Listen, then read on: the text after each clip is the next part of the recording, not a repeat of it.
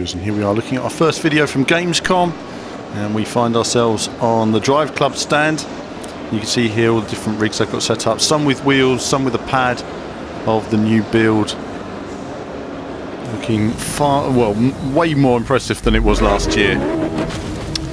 But jumping into the game, I've opted for this little setup there. The screen was quite a long way from the wheels, so I've just sort of zoomed in on it for you guys. And what I've done is put these games in order, so I've not cut anything out. I've just sort of shown you the raw learning, and so this means, boom, that wasn't too good for me on the first corner.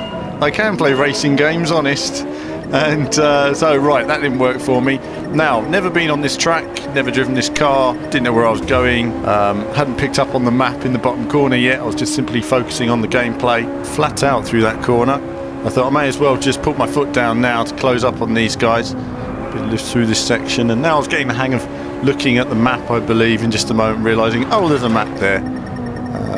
Didn't know what that was for at the time. And I thought, oh, realise in just a moment you've got to stay on the racing line through those sections. And I was just focusing on closing up on these guys. Now, what do we have here? This is the game setup with the standard setup that they had for everyone at the show. In a moment I ask if they can actually turn off the wheel assist that I have on, so there's a wheel assist on here. We're using a semi-automatic gearbox, so occasionally I'm shifting. I want to brake heavily, I can just brake the gears as well. Not too much at the moment. I think this is generally just automatic and going with the flow.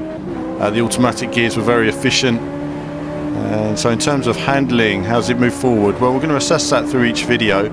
I'm still at a point here where I'm trying to sort of discover how fast I can go through a corner without lifting and with lifting. Obviously I wanted to turn one before, thinking I could go into it faster than I actually could. So this time I'm going to be lifting into the corner, braking a bit more.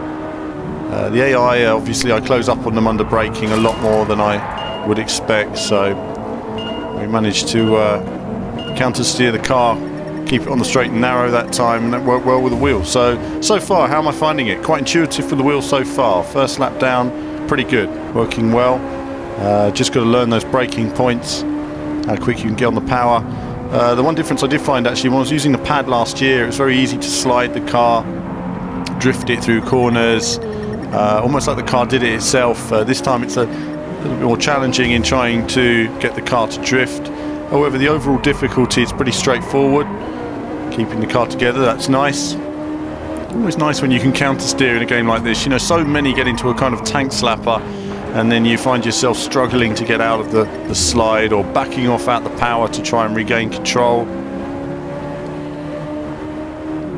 So there is a level of complexity in maximising your speed, but we're going to discover that in the next few videos. So that's the first quick look, more runs to come, lots to discover on DriveClub as we go down this final straight, and I'll be looking at the different circuits, the different cars that are on display at the event as well, and then giving you guys more feedback on also the T300, and we're going to have an unboxing on that in the next few days as well. But that's it from me for now. As ever, more soon.